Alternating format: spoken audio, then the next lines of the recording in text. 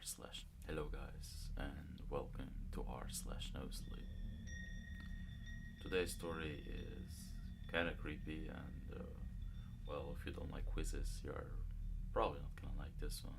So let's just jump right into it.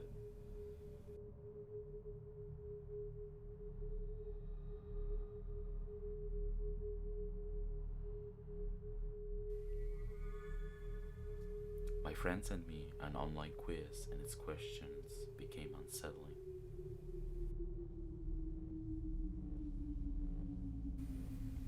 Me and my friend of mine, who I will call H for transcribing our exchanges, started chatting online and got to sending each other increasingly funny online quizzes. You know, those ones that tell you which member of a band or which Disney princess or whatever else you are. Okay, I found another one. It's called What Fast Food Restaurant Are You? And did you find out? Mm, I don't know. I haven't finished yet. Alright, send me the link. We went back and forth like this for a while. He'd keep looking for new quizzes, share his results, and I'd try them too. By the time I'd finished, he'd have another one ready. I got up to get some water, leaving my laptop on the couch. Once I came back, he had, of course, sent me another link. Dude, take a look at this.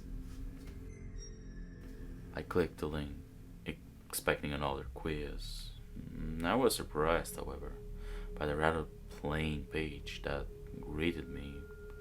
White background, Arial text, and only the all caps were quiz? In bold at its top. Below it was a question. What's your favorite color? I clicked blue from a selection of colors, and the next question appeared on screen. The first few I went through were relatively mundane. Things like whether I preferred cats or dogs, pepperoni or cheese pizza, etc. Nothing non standard for these quizzes. I had just answered whether I was an introvert or an extrovert when I noticed that the next question had a free response box. What is your name? It read. Well, tentatively I typed my first name in the box and press enter. And I have a common enough name that it didn't feel too uncomfortable sharing it. The question following it, however, was even more bizarre. It was, again, a free response, and this time it said simply, where do you live? I tapped out of the side to message H again. Why are the questions on this side so weird? I idled for a couple of minutes but didn't receive a response. Tiring of the wait, I returned to the quiz page. I reread the words. Where do you live? I couldn't move on without submitting an answer, so I just pressed paste to leave the query blank before moving on. Unfortunately, this didn't allow me to progress. Red text appearing below the box telling me that I had to input a valid location. I tried inputting a real location, New York, and the red text changed to only say incorrect. I refreshed and reopened the page to no avail. It's not letting me keep going. Do you have any other ones? This one kinda sucks. This time, H responded, hey, it's good. I promise, just answer these ones. I don't wanna give this site where I live though. I don't want to share this information. You'll be fine. The payoff is worth it. So I entered the name of the town I live in. Then it allowed me to continue to the next question. How did it know that the answer I put in was correct? was just rushing through my mind. Hmm. I looked at the next question. It was back to multiple choice with a binary yes or no option. Are you alone right now? Unsettled, I glanced around the room, pressed no, and tried to continue, but the next question wouldn't load. I tried pressing yes instead, and to my dismay, I was able to advance. Okay, this is getting really creepy. I think I'm gonna stop now. Keep going, just trust me, please. I'm sure you're almost at the end. Okay, fine, but if it gets any weirder, I'm bailing. I read the question. Can I come inside? There were no options to select, only the text. Then I heard a sound emanating from the front of my house. Knocking. My blood ran cold as the sound continued in short, spare bursts. Age, what the fuck is this? When I looked at my laptop again, the words on the screen had changed. No longer a question, but now a demand. Let me in. My friends and I finally tried the old diner on our block. I wish we hadn't. My girlfriend, Amanda, and I recently took the next step and moved into a spacious apartment on the outskirts of downtown. We lived on a shady looking street, and Amanda joked that we were among the block's first gentrifiers. Still, it felt like home. I grew up in a small, suffocating town, and living in the big city was a nice change. The sounds of police sirens and broken glass would bother most people, but they lulled me to sleep after a long day at work. But the strangest thing about our new neighborhood was the diner on the corner. It was called Hamburger Sally's, and it was located in the basement of an abandoned apartment building. We thought it was a front. It had to be. We never saw anyone leave or enter the restaurant, even though it claimed to be open 24/7. I sometimes joked about going to check it out, but since Amanda is a vegetarian, I doubted the place called Hamburger Sally had many options for her. I would walk past the diner on my way home from work and wonder if this would be the day I finally take the plunge and order dinner. But something would always prevent me from doing so. I remember standing on the top of the steps leading to the restaurant one day and feeling this odd sensation that I shouldn't go in. Again, the restaurant was empty, but I smelled fried food cooking on the grill and the open sign softly hummed. Yet, for some reason, I felt an inexplicable dread that something terrible would happen to me if I went inside. I hurried back home to Amanda and ate the leftovers instead. One night we had our new friends, Victor and Claudia, over for drinks.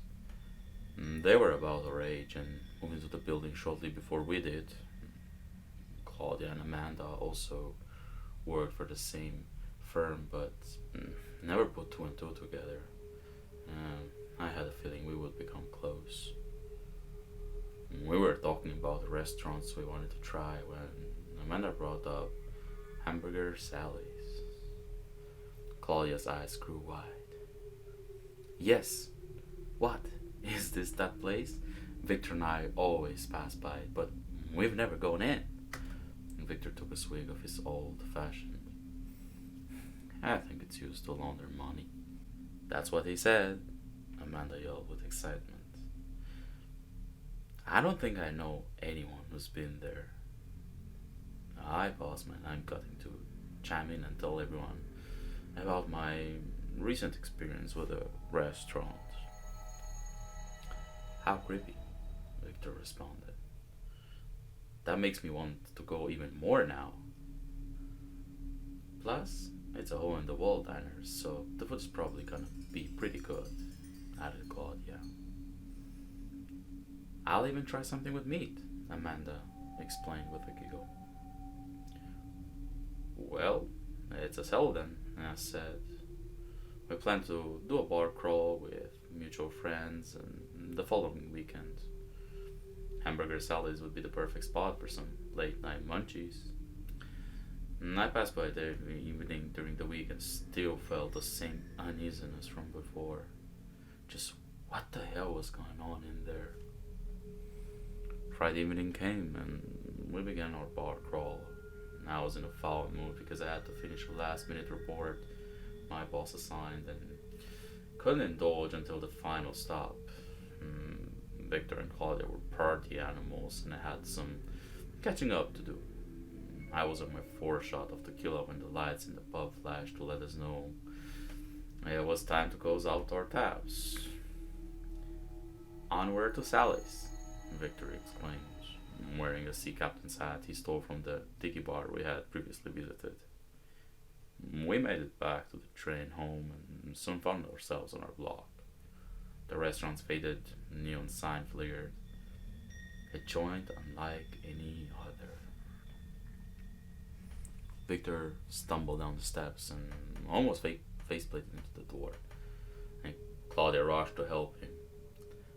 They quickly went inside while Claudia gently scolded Victor. And I stood up at the top of the steps, still hesitant to go in. My stomach churned and I could feel my heart begin to pound. I feel like I would be sick, but chalked it up to the cheap liquor I just consumed. Pat? Amanda said, already halfway down the steps. Come on, slowpoke. She then descended the stairs and disappeared. I closed my eyes, took a deep breath, and entered the restaurant. I was greeted by a familiar warmth and the sounds of Amanda laughing at one of Victor's jokes. The diner looked a little neglected, with chipped black and white linoleum tile, flickering box lights. And there were a couple of posters of hot rods from the 1950s and a few paintings of landscapes. An ancient jukebox struggled to play In the Mood by Glenn Miller. An elderly gentleman sat at the bar with his back turned to us, methodically taking sips of coffee while a cigarette slowly burned in an adjacent ashtray. Guess this place doesn't have customers, I thought to myself. Is there a fucking waiter in this place? Victor shouted before Claudia shushed him. The sound of oil hitting the grill grew louder, and the man at the table dinged the bell on the bar top. There was a brief silence before a voice yelled from behind the counter. Coming! A middle-aged woman in a stereotypical diner smock appeared and sauntered over to our table. She pulled out an old pen and notepad and began to take our order. What can I get you? Need to drink? She asked. I noticed there was something weird about the cadence of her voice. It was like she was having trouble speaking. I found it odd that she was wearing an old COVID mask, since it seemed like she was trying to catch her breath. Our server stood motionless, waiting for one of us to say something.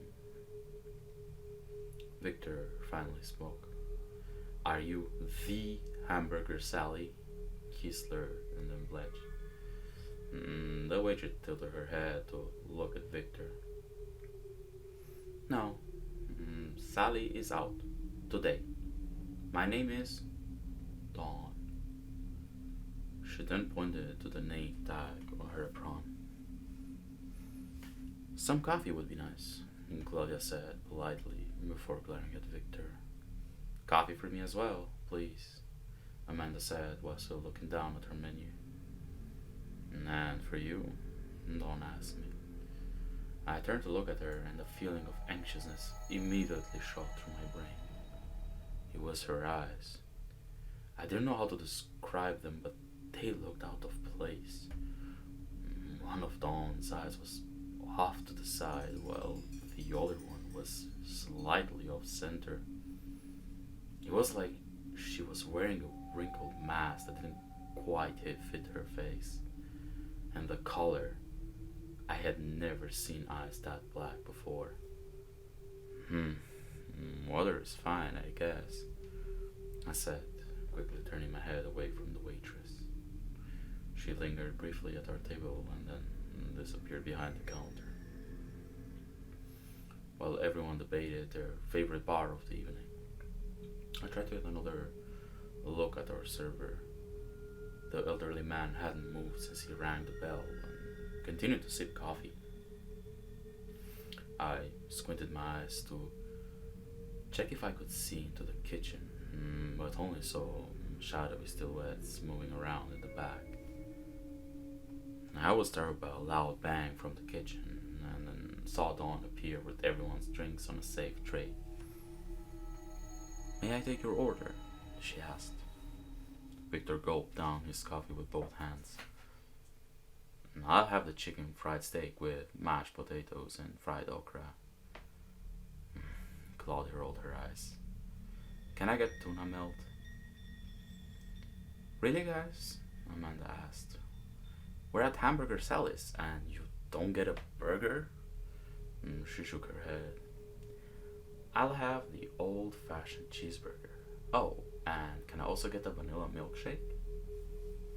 I felt Dawn's eyes shift over to me. I guess I'll have the same. Thank you. We'll get that right up. Dawn then headed back to the counter.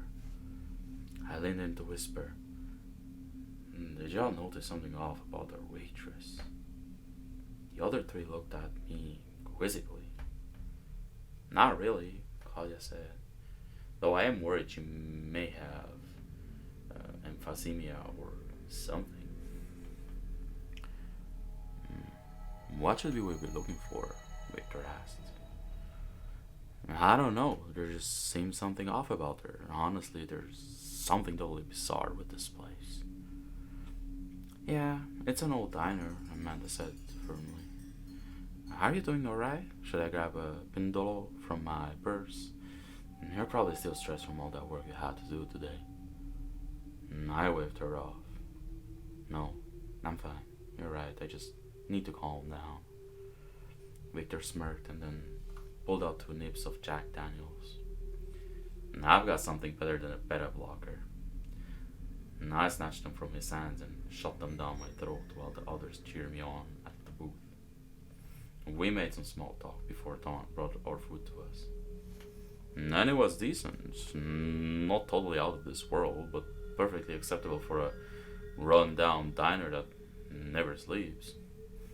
Amanda, however, wasn't looking too hot. I think I'm gonna be sick, she said, clutching her stomach. Well, this is your first time trying meat in like 5 years, I reminded her. Amanda shot daggers at me with her eyes. Sorry, y'all, I think I need to run home real quick. I'll be back. She then bolted from our booth and disappeared into the night. We ordered another cup of coffee to wait for Amanda, but I deduced that she had fallen asleep after hurling. Let's pick up check. This one's on me, I said, anxious to get home. Oh, Victor yelled, snapping his fingers. Dawn reappeared and glided to our table. What can I help you with? We're ready for the check, I said nervously, trying not to make eye contact with the waitress. Oh, the check. Yes. Dawn went back to the kitchen. I excused myself to hit the can before we settled our bill. The bathroom was more like a tiny closet, and while doing my business, I saw a box labeled Hamburger Sally's sitting under the sink. Curious, I opened the box and found a dusty old binder with family photos and a journal filled with scientific scribblings I didn't recognize. The pictures looked like it was from the 1980s. It showed a man and a woman holding a young toddler wearing a bow in front of the restaurant. And the back of the photo was labeled Bill, Dawn, and Sally. Grand opening 1986. So that's where the name came from. And I also found it interesting that Dawn was still working, even though she probably had to have been in her 70s. Plus, she didn't look that old. I quickly flipped through the rest of the album. Most of the photos were of Sally at various milestones in her life, but there were a few of Bill tinkering with something in his garage. It looked like some sort of robot or android, but the pictures were too smudged to make out anything comprehensible. Looks like Bill was a man of many talents, I thought to myself. The notebook in the binder was also faded. I couldn't make out most of the writing, but inside one of the pages was an old patent application titled Synthetic Autonomous Learning Intelligent Bot, Sally. It must have been the robot Bill was working on. The patent application was filled with black lines and redacted labels, and the only thing legible was the giant red stamp at the front that said denied. Stapled to the patent application was a cease and desist letter from the Department of Defense. At the back of the banner was a torn piece of paper with a note written in pen. Today, Sally made a friend. Just what the hell was going on here? Oh, Pat, did you fall in the toilet? I heard Victor yell. I pulled my pants up and hurried out of the restroom. Finally glad to leave the dinner. I slid back into the booth. Let's get the hell out of here. I pulled some cash out of my wallet and put it on the receipt, not even bothering to check the price. I don't need any change, I said to Dawn. Thank you, dear. No problem. Hope you and Bill have a good night, said without thinking. Who's Bill? Hiccupped Victor. I froze in my tracks, and time seemed to stop. I felt Dawn's black eyes honing on me again. Her neck tilted slowly until her ears were almost to her shoulder. She placed the cash back on the table and clicked her spindly fingers. Who the fuck is Bill, Pat? Victor asked again. Dawn turned to Victor. Would you like to eat Sally now? Victor chuckled nervously. I'm sure. I'd love to thank her for a great dinner. The room felt silent. I could only hear my heart pounding in my ears. I saw the man at the counter slowly rise, his face still turned away from us. The music at the jukebox grew slower and deeper, and I realized it had been playing the same song on the loop. The lights began to flicker even faster, and Claudia and Victor looked scared for the first time this evening. Several thumping noises came from behind the counter, and the walls in the back began to shake. What the F? Victor started to say. And darkness. A sound like metal hung scraping together, followed by a deafening shriek that shot through the room. I instinctively grabbed my backpack and hustled out of the booth, but tripped on something squishy and fell face first on the floor. Another inhuman howl pierced my ears, and I hustled to get back to my feet. The lights came back on. Dark red blood gushed on the black and white tile below me and seeped into my shoes. I whipped around and, in horror, saw an enormous black humanoid machine throw Claudia's lifeless body on the ground with ease. Victor sat slumped over in the booth. Only his face was missing. The man from the counter stood over Claudia's body with a kitchen knife and then knelt by her face. I did the only thing I could do. I screamed. The three beings whipped around to face me. Anne was no longer wearing her COVID mask, and the skin where her mouth was supposed to be hung in tatters, revealing nothing but black metal. The man from behind the counter was now wearing Victor's face. The other humanoid, which I deduced to be Sally, had a chrome-plated black face. On top of its head was a dusty red bow. I ran, tumbling from behind the corner, feeling the androids hot on my tail. I leaped into the nearest giant refrigerator door and locked it in from the inside with a crowbar. I'm still here, shivering and surrounded by frozen meat that's been here for who knows how long. Surprisingly, the machines haven't found me, and I wonder if the freezer is concealing my heat signatures. Every now and then, I'll hear a muffled voice cry out from the restaurant. "Where are you?"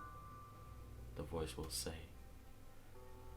It sounds like Claudia's, but more disembodied, tortured.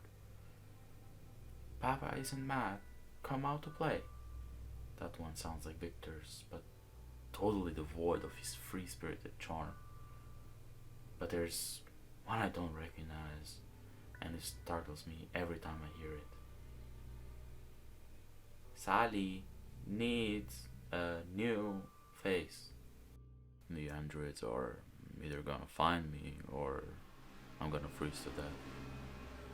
I think I prefer the latter. Amanda should be waking up soon. I pray to God that she doesn't come looking for us. Whatever those things are, I'm pretty sure they're trying to escape. To my friends, if you happen to run into me, know that it isn't.